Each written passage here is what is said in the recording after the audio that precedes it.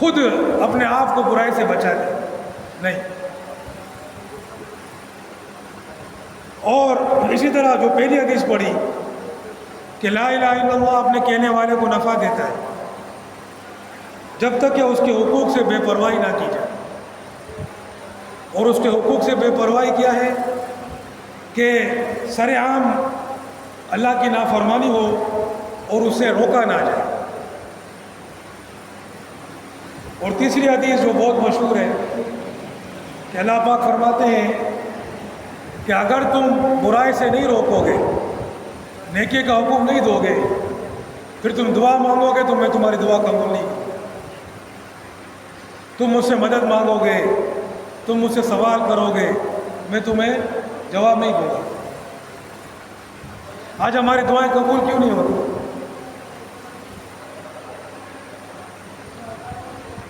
یعنی جو لوگ نماز پڑھتے ہیں 5 وقت کی، مسجد میں آتے ہیں، ذکر اذکار کرتے ہیں، قرآن شریف کی تلاوت کرتے ہیں، نفل پڑھتے ہیں، روزہ رکھتے ہیں، ان کی دعائیں بھی قبول نہیں ہوتی، اپنے میں لگے ہوئے۔ اللہ پاک نے ہمیں صرف اپنے میں لگنے کے لیے نہیں بنایا۔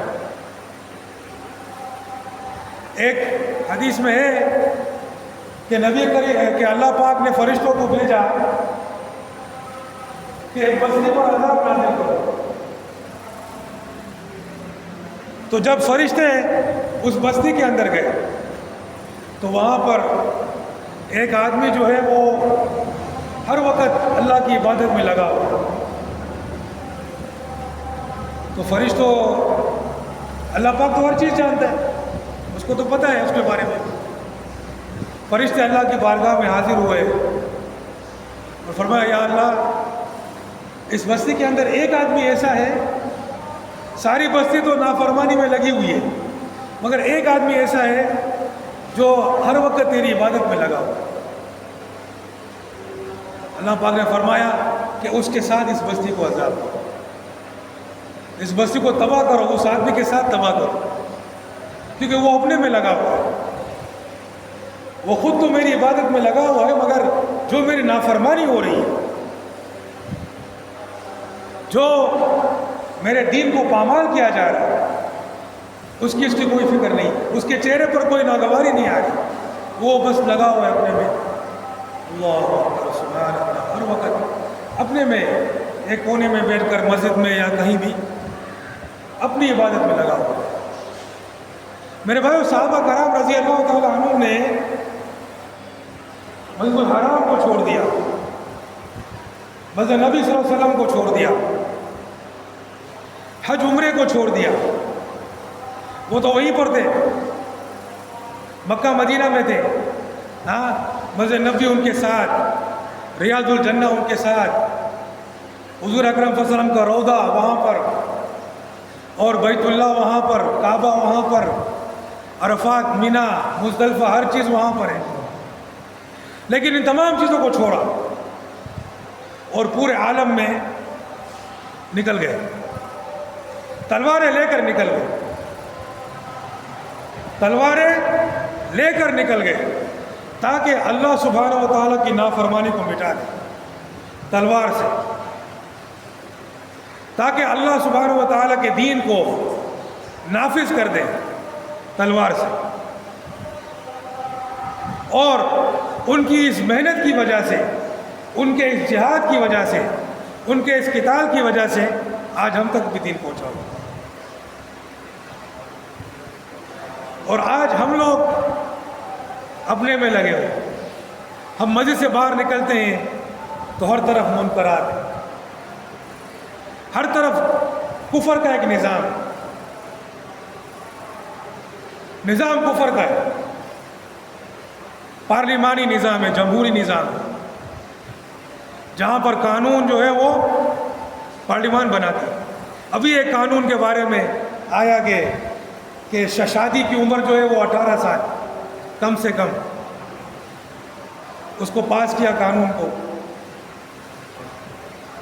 اور وہاں پر یہ جو نام نہاد مولوی منافقین جو بیٹھے ہوئے ہیں، انہوں نے کہا بھائی یہ تو غیر اسلامی ہے، غیر اسلامی، سمجھے نا؟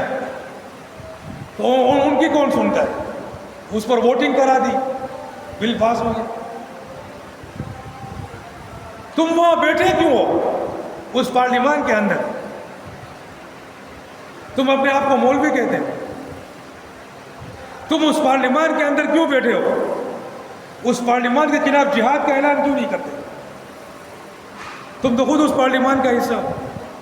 وہاں خالی شور مچا دیتے ہو، باقی مہینے کے آخر میں وہی تمہاری تنخواہیں ہوتی ہیں بڑی بڑی، وہی عیش و عشرت، وہی مراعات، وہی فائدے، وہی کھانچے، ہاں، وہی کمائی.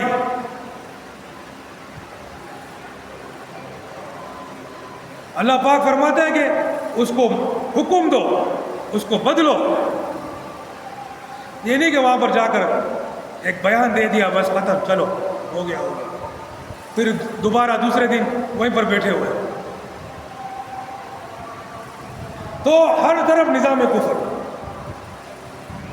نظام کفر کا، ہر چیز کفر کی، اور کفر کے ساتھ دے رہے ہیں. امریکہ کا ساتھ دے رہے ہیں، یورپ کا ساتھ دے رہے ہیں، اور اس پر فخر کرتے ہیں کہ ہم جو ہے وہ امریکہ کے فرنٹ لائن اتحادی ہیں. فخر کرتے ہیں ہم دہشت گردی کی جنگ میں فرنٹ لائن اتحادی. مشرف کے بارے میں کیا بولتے ہیں کہ اس کو امریکہ جو ہے وہ ڈالر سے بھرے ہوئے سوٹ کیس دیتا تھا. پورا پاکستان اس نے گروی رکھا ہوا تھا امریکہ کے پاس. جو کرنا ہے کرو، CIA FBI، جو کرنا ہے کرو پاکستان کے. جس کو پکڑنا ہے پکڑو، جس کو مارنا ہے مارو، جہاں ڈرون حملہ کرنا ہے کرو، افغانستان پر جتنے حملے کرنے کرو، یہاں سے اڑو. اور پھر اس کو دیتے، اور مشرف اپنے اکاؤنٹ میں ڈالتا تھا. مشرف اپنے اکاؤنٹ میں اس کو ڈالتا تھا پیسوں، اس کو ڈالر سے بھرے ہوئے سوٹ کیس دیتے. سارا ملک اس نے بیچا، عورتوں کو بھی نہیں چھوڑا.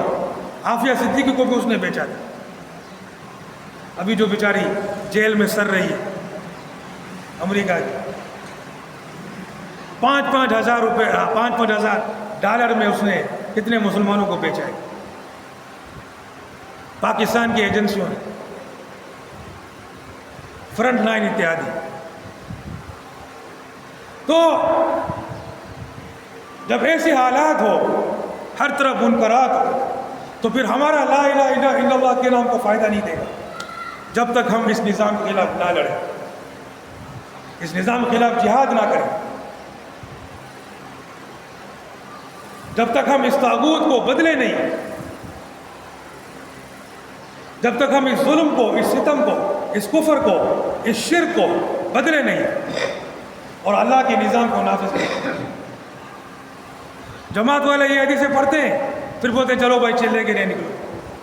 کس کے لیے؟ جہاد کے لیے. تلوار لے کر آئے، مشین لے کر آئے. او بھائی ہم تلوار والے نہیں ہیں، ہم تو یہ میٹھے میٹھے کام کرتے ہیں.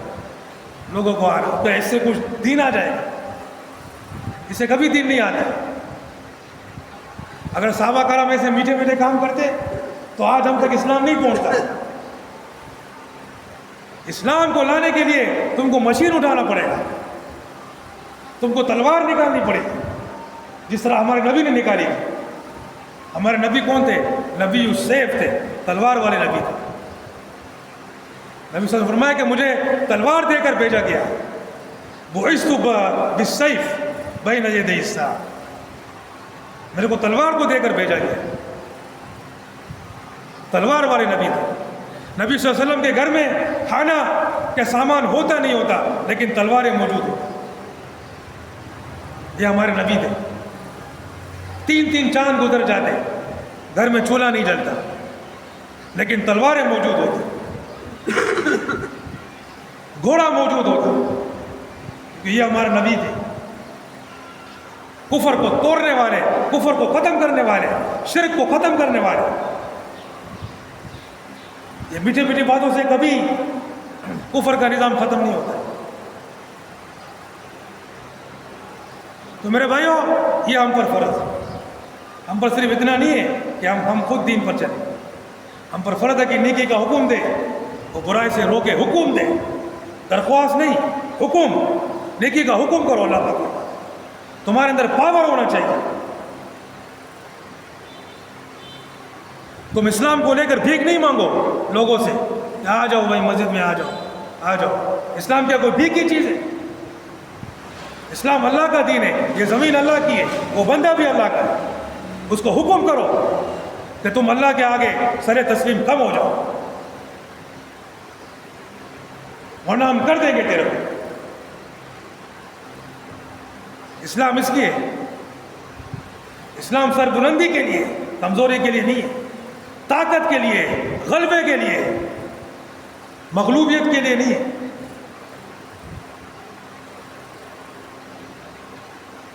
میرے بھائی اس کام کے لیے کون کرتا ہے؟ خود بھی دین پر چلیں گے، خود بھی اپنے اندر دین کو نافذ کریں گے، اپنے گھر والوں کے اندر دین کو نافذ کریں گے۔ 5 وقت کی نماز باجماعت مسجد کے اندر ہونی چاہیے۔ ہاں آدمی فجر میں نہیں اٹھتے، جہاد کیا کرے گا؟ جہاد میں تو ہر چیز کو قربان کرنا پڑتا ہے، وہ اپنی نیند کو قربان نہیں کر سکتے۔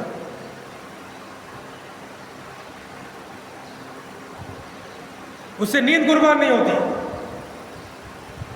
تو 5 وقت کی نماز کون پڑھے گا بھائی پابندی کے ساتھ مسجد کے اندر؟ وعدہ کرو انشاءاللہ العزیز، سمجھے نا؟ اور اپنی شکلوں پر داڑھی کو سجاؤ گے، اپنی شکلوں پر داڑھی کو سجاؤ گے، پوری داڑھی ہونی چاہیے، اور سر پر ٹوپی یا امامہ پہنو گے۔ امامہ پہنو تو اور بھی اچھا ہے، اور بھی آدمی جو ہے بزرگ لگتا ہے، ہاں، اور ہمارے نبی صلی اللہ علیہ وسلم کی سنت بھی ہے۔ باقی ٹوپی پہنو تو اس سے بھی سنت ادا ہو جاتی ہے۔ ہاں، داڑھی ہو چہرے پر، اوپر ٹوپی ہو، شلواریں اوپر ہو، نماز کی پابندی ہو، جب اپنے اندر دین کو نافذ کرو گے پھر انشاءاللہ دوسروں پر بھی نافذ کرو گے۔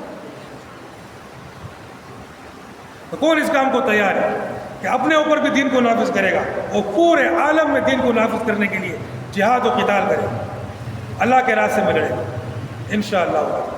اللہ پاک ہمیں عمل کرنے کی توفیق عطا فرمائے۔ وآخر دعوانا